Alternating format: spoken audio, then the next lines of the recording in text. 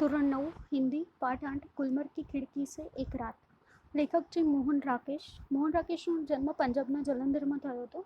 વ્યવસાય તેમના પિતા વકીલ હતા, પણ તેમને સાહિત્યમાં ખૂબ જ રસ હતો। ગુલમર્ગ की खिड़की से एक रात એ કાશ્મીરમાં આવેલી ગુલમર્ગ નામની જગ્યા વિશે માહિતી આપવામાં આવી છે, જેમાં તેની સુંદરતાને વ્યક્ત કરવામાં આવી છે। આજે ગુલમર્ગ की खिड़की से एक रात તે પરિવેશ નામના પુસ્તકમાંથી લેવામાં આવ્યું છે। ટેકમાર્ક માટે યાદ રાખજો। આ યાત્રાના વૃત્તાંતમાં લેખકે ગુલમર્ગની પ્રાકૃતિક સૌંદર્યની સ્વ અનુભૂતિ કરી હતી, જાતે જ અનુભવ લીધો હતો અને પોતાનો અનુભવ વ્યક્ત કર્યો છે। અને પોતાનું જે અકલ્પનીય સૌંદર્ય છે તે ક્યારેય પણ ભૂલી નથી શક્યા તેની માહિતી આપી છે। શબ્દાર્થ જોઈ લઈએ, ખૂબ જ સરળ પાઠ છે। गुलमर्ग कश्मीर का एक सुंदर प्राकृतिक रमणीय स्थान। तिगलिया तिराहा जहाँ 3 रास्ते मिलते हो, એટલે જ્યાં 3 રસ્તા મળે તેને શું બોલાય છે? तिगलिया। रोमांचकी, आनंद देने वाली, हर्षित करने वाली। पोर्टिको, दरमदा, ड्योढ़ी। रेबड़, झुंड, कहर, अत्याचार, दम तोड़ना, मर जाना। આ શબ્દાર્થ છે એના ધ્યાન રાખજો। पाठ सरल છે। कुछ जगह होती है जिन्हें आंख एक बार देख देती है तो चौंक उठती है, फिर धीरे धीरे परिचित होकर उदासीन हो जाती है। गुलमर्ग ऐसी जगह नहीं है।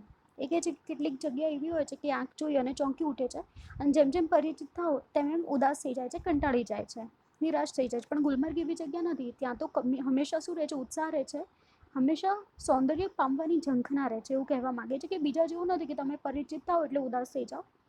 मैं जब पहली बार गुलमर्ग गया तो मुझे वहाँ कुछ भी असाधारण नहीं लगा। एक खुला सपाट मैदान, देवदारों के बने झुरमुट और बस। तब मैं घंटे भर में सारा गुलमर्ग देख आया था। એટલે કે છે કે મને ગુલમર્ગમાં કોઈ અસાધારણ વસ્તુ નથી લાગી। એક ખુલ્લું મેદાન હતું, દેવદારનું જે વૃક્ષ હોય છે ને તેની વાત કરી છે કે દેવદારો કે ઘને ઝુરમુટ ઓર બસ। ઝુરમુટ એટલે પેડ પૌધો કા સમૂહ। ઝુરમુટ એટલે શું થાય છે? ઝાડનો જે સમૂહ હોય છે, દેવદારના ઝાડનો સમૂહ તે દેખાય છે। 1 કલાકમાં તો જાણે આખું ગુલમર્ગ દેખી લીધું હતું। मगर बाद में महीनों वहाँ रहने पर एहसास हुआ कि पहली बार तो क्या, बाद में भी कभी उस स्थान को पूरा नहीं देख पाया, उसे पूरा कभी देखा ही नहीं जा सकता। એટલે મહિના રહ્યા પછી મને લાગ્યું કે આ એવી જગ્યા છે જેના ઉપર 1 મહિનો રોકાયો છતાં પણ હું તેને પૂરેપૂરો જોઈ શકતી નથી અને જોઈ શકીશ પણ નહીં। शायद यही कारण है कि गुलमर्ग में रहकर वहाँ के साथ व्यक्ति का आत्मीयता धीरे धीरे इतनी गहरी हो जाती है कि वह अपने को भी उस सपाट मैदान के एक हिस्से के रूप में ही देखने लगता है। એટલે કહે છે કે ગુલમર્ગ એવી જગ્યા છે જેની સાથે રહેતા વ્યક્તિને એટલી બધી આત્મીયતા વધી જાય છે, લાગણી વધી જાય છે, અને જાણે તે પણ ગુલમર્ગમાં જ રોકાઈ જાય છે। જે ખુલ્લું મેદાન છે તેનો જ એક ભાગ બની જાય છે અને પોતાને ભાગના રૂપે જોવા લાગે છે। कांपती तितलियां, उड़ते बादल और बर्फ से चमकती पहाड़ियां की तरह। कोना जेवुं लागे छे? पोतानो कोनो भाग समझे छे तो जे तितलिया એટલે પતંગિયા હોય છે જે કાંપતા હોય છે। તમને ખબર છે કે નિરંતર પતંગિયા ઉડતા હોય છે, કોઈ તેની પાસે જાય તો પણ ઉડી જાય છે। એટલે કે છે કે કાંપતા પતંગિયાની જેમ, ઊંચા ઉડતા વાદળોની જેમ અને બરફથી ચમકતા પહાડોની જેમ પોતાને પણ તેનો જ રૂપ સમझे છે, પોતાનો ભાગ સમझे છે। दूसरी ओर वह पूरा विस्तार जिसमें वह स्वयं भी रहता है, उसे अपने में समाया सकता है। એટલે સમાને લગતા હે, સમાયાસા લગતા હે। એટલે કે છે કે બીજી જગ્યાએ એવી જગ્યા જ્યાં પોતે રહે છે તેને પણ પોતાનામાં સમાવી લે છે। સમાયાસા લગતા એવું લાગે છે કે મેં તેને પોતાનામાં સમાવી લીધો છે। સૂર્યોદય और सूर्यास्त, સૂર્યોદય અને સૂર્યાસ્ત છે તે બંનેને પોતાનામાં સમાવી લે તેવું લાગે છે। दोनों संध्याएं, घना कोहरा, पीली धूप और सब कुछ। જાણે એવું લાગે છે કે સૂર્યોદય અને સૂર્યાસ્ત બંને સંધ્યાઓ અને બહુ જ મોટા વિસ્તારમાં પોતાની અંદર સમાવી લીધો હોય છે। જે પીળો પ્રકાશ આવે છે, પીળો તડકો પડે છે, તે પણ પોતામાં વિકસાવી લીધો છે તેવું લાગે છે, પોતાનામાં સમાવી લીધો હોય છે તેવું લાગે છે। આગળ કીધું છે, इसलिए जब व्यक्ति गुलमर्ग में चलता है तो एहसास होता है कि अपने से ही बिछुड़ने का, अपने उस रूप जो कि इतना परिचित होते हुए भी सदा अपरिचित बन रह जाता है। કહે છે કે જ્યારે ગુલમર્ગમાં ચાલીએ ત્યારે એવો અનુભવ થાય છે પોતાનાથી જ અલગ થવાનો, બિછડવાનો, પોતાનાથી દૂર થવાનો અનુભવ થાય છે, પોતાના એ રૂપથી જેનાથી તે પરિચિત હોવા છતાં પણ હંમેશા અપરિચિત હતો। એટલે જ્યારે પણ તમે કોઈ ખુલ્લા રસ્તામાં ચાલો ત્યારે પોતાની જાતે પોતાના વ્યક્તિત્વ સાથે વાત કરો ત્યારે એવો અનુભવ થાય કે હજુ પણ તે પોતાની જાતને પરિચિત થયો નથી અથવા તો જાણી શક્યો નથી। गुलमर्ग में सपने फूल बनकर उगते हैं, हरियाली के आर पार, लाल लाल छतों के ऊपर, आकाश में। કહે છે કે ગુલમર્ગમાં જે સપના છે તે ફૂલ બનીને ઉગે છે હરિયાળીની આર પાર, દરેક હરિયાળીમાં।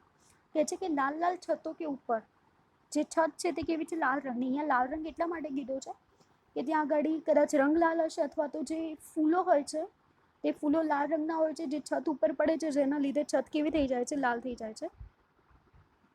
आंखें मुग्ध होकर देखती रहती और फूलों में नए नए रंग भर जाते, કે જે આંખો મુગ્ધ બનીને જોયા કરે છે અને ફૂલોમાં નવા નવા રંગો ઉમેરાઈ જાય છે।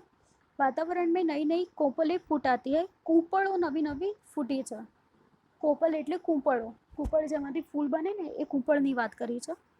हर क्षण एक नए अनुभव नए रोमांच की सृष्टि होती है, कि दरेक समय नवो अनुभव અને નવો રોમાંચ થાય છે। बादलों के पोर्टिको के नीचे लोग बाएं फैलाए घास पर बैठे, કે વાદળની નીચે પોર્ટિકો એટલે કે જે બરામદું હોય છે, જે છજુ હોય છે, તેની નીચે બધા ઘાસ ઉપર બેઠા છે। दूर दूर तक सैलानियों की पंक्तियां ઘોડે દોડાતી નજર આતી હૈ, કે દૂર દૂર સુધી બધા સહેલાની એટલે જે હરવા ફરવા આવ્યા હોય ને એમને સહેલાની બોલાય, તે લોકો દેખાય છે। रंगों के कुछ बिंदु हरियाली के पट पर जहाँ तहाँ छिटके हैं, કે રંગોના જે બિંદુ છે તે હરિયાળી ઉપર જ્યાં ત્યાં ઉડેલા દેખાય છે। सहसा प्रकाश से नन्ही नन्ही पारदर्शक बूंदे पड़ने लगती, એટલામાં જ પ્રકાશમાંથી નાના નાના વરસાદના ટીપા પડવા લાગે છે। रंगीन बिंदुओं का पूरा विस्तार एक बार सिहर जाता है और अपने को समेटने लगता है, કે છે કે આ જે રંગીન બિંદુઓ છે, રંગબેરંગી જે પાણીના ટીપા છે, તે પોતાનો એક આખો વિસ્તારને ઘેરી લે છે અને પોતાનામાં જ એને સમાવી લે છે। हरियाली का सपना कुहासे के फूल में बदल जाता है, કે હરિયાળીનું જે આ સપનું છે એ કુહાસે, કુહાસે એટલે કોહરો જે પડે ને, જે બરફની વર્ષા થાય છે તેની વાત કરી છે, આ બધું જ ફૂલોમાં બદલાઈ જાય છે। मैदान सुरमई आभा ओढ़ लेता है, અને જે રસ્તો છે તે સુરમઈ આભા, સુંદરતાની આભા પોતાનામાં ઓઢી લે છે। अब चारों तरफ धुंध ही धुंध है, અને અત્યારે ચારે બાજુ શું છે તો ધુંધ, ધુંધ એટલે હવામાં જે ધૂળ ઉડે છે ને, અંધારું અંધારું ફેલાઈ ગયું છે, બરફ પડે ને ત્યારે આવી પરિસ્થિતિ સર્જાય છે તેની વાત કરી છે। और बेबस होकर फैली पगदंडी, यहाँ की पतली पतली नरम बाहें, અને બેબસ થઈને અસહાય થઈને પગદંડી એટલે જે પગેથી ચાલવાનો જે રસ્તો હોય છે ને તે બેબસ થઈ ગયો છે અને બધું તેની આસપાસ ફેલાઈ ગયું છે, જેના લીધે તે નરમ પડી ગયો છે, ઠંડો પડી ગયો છે। જબ તક બાદલ બરસેગા, જ્યાં સુધી વાદળ વરસશે, બાહે ફેલી रहेगी, અને એની બાહો છે જે વિસ્તાર છે તેના પર ફેલાશે। ऐसे ही कोमल विस्तृत और निढाल, આ જ રીતે એકદમ કોમળ વિસ્તૃત એટલે ફેલાયેલી છે અને નિઢાલ ઢાલ વગરની છે, કારણ કે સીધી ક્યાં પડે છે, જમીન ઉપર। અહીંયા આગળ ત્યાંની કુદરતી હરિયાળીની વાત કરી છે, જે રીતે બરફ પડે છે અને જે રીતે રસ્તા પર પડે છે તેને સુંદર રીતે વ્યક્ત કર્યું છે। सूरज चमकेगा तो फूल में से नया सपना जन्मेगा, કે જે કે સૂરજ જો ચમકશે તો જે ફૂલોમાં છે તેમાં નવું સપનું જન્મ લેશે। આકાશ में बादलों के नन्हे नन्हे द्वीप इधर उधर भटकते फिरेंगे, આકાશમાં વાદળો છે તે નાના નાના દ્વીપ ઉપર, ટાપુ ઉપર બધે જ ફરશે। भेड़ों और बकरियों के रेवड़ पगडंडिया पर ટેક જાएंगे, એ કહે છે કે આ જે ભેડ એટલે કે બકરી અને જે ભેડ છે, ઘેટા છે, એનું જે સમૂહ છે, રેવડ એટલે સમૂહ થશે, એમના પગ છે આ પગદંડી ઉપર ટકી જશે, જેની છાપ પડી જશે તેવું કહેવા માંગે છે। दिन तब रात की प्रतीक्षा करता सा प्रतीत होगा, ને તે જ વખતે એવું લાગશે જાણે દિવસ છે તે રાતની પ્રતીક્ષા કરે છે। રાત આएगी तो सब कुछ खामोश हो जाएगा, અને રાત આવશે ત્યારે આ જે અવાજ આવે છે સવારનો કલરવ છે, લોકો પોતાની દિનચર્યા કરે છે, આ બધું જ રાત્રે શાંત થઈ જશે। मैदान की वह खामोशी भी, અને મેદાન ઉપર જે બધા અવર જવર કરે છે, સહેલાની બેઠા છે, જે રીતે ઘેટા બકરાઓની હલનચલન છે, અને બધું જ શાંત થઈ જશે, એટલે કહે છે કે મેદાન ઉપર પણ ખામોશી થઈ જશે, શાંતિ થઈ જશે। જો દિન કે સમય इतनी વાચાલ हो जाती है, જે સવારના સમયે આટલી બધી વાચાળ, વાચાળ એટલે બાતુની જે હિન્દીમાં કહેવાય ને અતિશય બોલે તેવું થઈ જાય છે, એટલે અતિશય સવારે અવાજ આવે છે પણ રાત્રે શાંતિ થઈ જશે એવું કહે છે। गुलमर्ग की वह रात मुझे कभी नहीं भूलेगी, गुलमर्गની રાત હું ક્યારે પણ નહીં ભૂલું। मैं होटल की खिड़की में खड़ा था, હું હોટલની બારી પાસે ઊભો હતો। दूर बहुत दूर सामने से एक बरसती घटा मेरी तरफ बढ़ती आ रही थी, ને દૂરથી જાણે એક વાદળ છે વરસતું મારી तरफ આવી રહ્યું હતું। मैं प्रतीक्षा कर रहा था कि कब वह मुझ तक पहुंचे और मुझे अपने में लपेट ले, અને ક્યારે તે મારી તરફ પહોંચે ને મને પણ પોતાના જે વરસાદમાં છે તેમાં વરસે મને પલાળે અને મને પોતાનામાં લપેટી લે તેવું હું ધારતો હતો। बरसती घटा में घिर जाने से बड़ा सुख मैंने बहुत कम जाना है, એટલે કે વરસતા વરસાદમાં પોતાની જાતને પલાળવી, આવું સુખ મેં બહુ ઓછું જાણ્યું છે, અને આ સમય આવો સમય છે તે બહુ ઓછો આવે છે એવું કહે છે અહીંયા। घटा ऊपर से घिराए એટલે વાદળ ઉપરથી ઘેરાઈ જાય, और व्यक्ति को छोटा करके उस पर छा जाए, અને દરેક વ્યક્તિને નાનું કરીને તેના પર વરસી પડે। यह इससे अलग स्थिति, આ ઘણી અલગ સ્થિતિ છે। इस बार आती हुई घटा का हर સંકેત મેરે સામને था. આ વખતે જે વરસાદ વરસે છે તેનો દરેક સંકેત મારી સામે હતો. એટલે આનો અર્થ એ છે કે જે હોટલમાં હતા તો ઘણી ઊંચાઈ ઉપર હોટલ હતી, અને ગુલમર્ગ અને કાશ્મીરમાં તમે જાઓ તો હોટલો તો ઊંચી ઊંચી હોય છે અને વાદળો નીચા હોય છે, જેના લીધે ઘણીવાર એવો અનુભવ થાય છે કે વાદળ આપણા તરફ આવે છે અને આપણા ઉપર જ વરસી પડે છે. એટલે કે છે કે આ વખતે જે ઘટા છે, જે વાદળ છે મારી તરફ આવ્યું છે, તેને હું સારી રીતે જોઈ શકું છું. એટલે કે છે કે घटा का हर संकेत मेरे सामने था और मैं उसके बराबर का होकर अपनी खिड़की में खड़ा उसे बुला रहा था कि आ. કે આ વખતે હું ઘટાને, આ વખતે હું વાદળને હું સામેથી બોલાવી રહ્યો હતો, અને એક એક સંકેત હું જાણું છું, હું સામેથી બોલાવતો હતો, આ આવી જા મારી તરફ એમ. મેં તુજસે કમજોર નહીં, હું તારાથી કમજોર નથી. હવા તેજ થી, પવન ખૂબ જ જોશથી વાતો હતો, મગર ઘટા તેજી સે નહીં બઢ રહી थी. પણ જે ઘટા હતા, વાદળ હતું, તે ઝડપથી નહોતું આવતું. હાલાકી તूफान बहुत उठा हुआ था, પણ તોફાન બહુ આવતું હતું, વંટોળ આવતું હતું. બાર બાર જોર કી ગરજ હોતી थी, जिससे धरती और आकाश की શિરાએ કાંપ જાતી હતી. વારી ઘડીએ જોશથી ગરજતું હતું, જેનાથી ધરતીની જે શિરા છે, ધરતી છે, ભૂમિ છે, તે હલવા લાગતી હતી. એવું લાગતું હતું જાણે કાંપી જતી હતી, ધ્રુજી જતી હતી. બાર બાર સામને કે ચિત્રપટ પર बिजली कौंधती थी. વારી ઘડીએ સામે, આંખની સામે વીજળી આવતી હતી. और प्रकाश का वह भयानक विस्फोट हर चीज को नंगा कर जाता था. અને આ જે પ્રકાશ હતો, વીજળીનો પ્રકાશ હતો, અને તમને ખબર છે પ્રકાશમાં, પ્રકાશ જ્યારે થાય છે ને તો તમને આજુબાજુનો વિસ્તાર ચમકતો અને પ્રકાશિત દેખાય છે, તમે જોઈ શકો છો. એટલે કે છે કે દરેક ચીજ કો નંગા કરા था, એટલે દરેક વસ્તુઓ દેખાતી હતી. मैं खुश था कि थोड़ी देर में ये बूंदे मेरे ऊपर बरसेगी, बिजलियों का यह कहर मेरे ऊपर तूटेगा. એટલે હું ખુશ હતો કે હવે આ જે વરસાદ છે તે મારા ઉપર વરસશે, અને આ વીજળી છે, પોતાનો કહેર છે, પોતાનો જુલમ છે, પોતાનું જોર છે, તે મારા ઉપર દેખાડશે.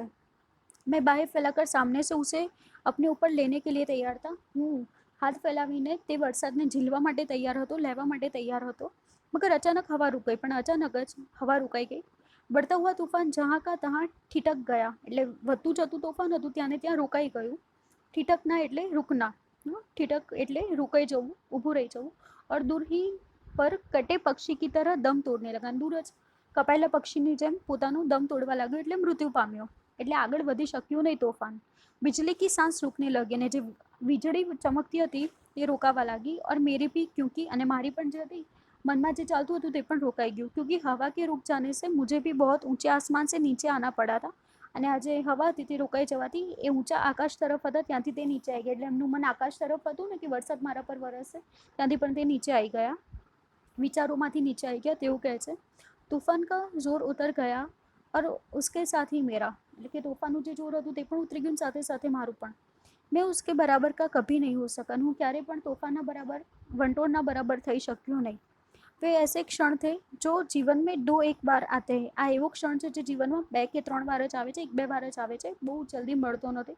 गुलमर्ग में रहते हुए ऐसे क्षण हर किसी के जीवन में किसी न किसी रूप में अवश्य आते होंगे. પણ કહે છે કે જે ગુલમર્ગમાં રહે છે તેમના જીવનમાં આવો ક્ષણ ક્યારેક ને ક્યારેક તો આવે જ છે. तभी तो मुदत तक वहाँ रह चुकने पर भी कोई आकर्षण व्यक्ति को फिर खींचकर वहाँ ले जाता है. કે છે કે ત્યાં ઘડી સમય સુધી રોકાયા છતાં, નિશ્ચિત સમય સુધી રોકાયા છતાં પણ તેનું આકર્ષણ એવું છે કે વ્યક્તિને પોતાની તરફ ખેંચીને જ લાવે છે. અહીંયા ઘડી મુદત એટલે ઘણા સમય સુધી, એટલે કે ત્યાં ગમે તેટલા સમય સુધી તમે રહો છતાં પણ ગુલમર્ગનું આકર્ષણ એવું છે કે પોતાના તરફ ખેંચીને લાવે છે. વરના વहाँ है क्या एक खुला सपाट मैदान जहाँ ज़्यादा गोल्फ खेली जा सकती है. એટલે કે છે કે ત્યાં આગળ બીજું છે શું, માત્ર એક ખુલ્લું મેદાન છે જ્યાં આગળ ગોલ્ફ રમી શકાય છે.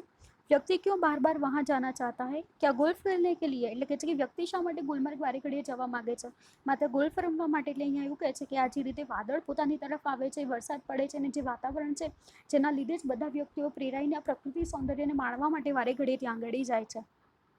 શબ્દાર્થ જોઈ લઈએ. ગુલમર્ગ કાશ્મીર का एक सुंदर प्राकृतिक रमणीय स्थान, तिगलिया तिराहा, 3 रस्ता, रोमांचकी, आनंद देने वाली, हर्षित करने वाली, पोर्टिको, बरामदा, ड्योढ़ी, રેબડ, ઝુંડ, કહર, અત્યાચાર, દમ તોડના, મર જાના. ફરીથી શબ્દાર્થ કરાવું છું કારણ કે તમને લોકોને યાદ રહે.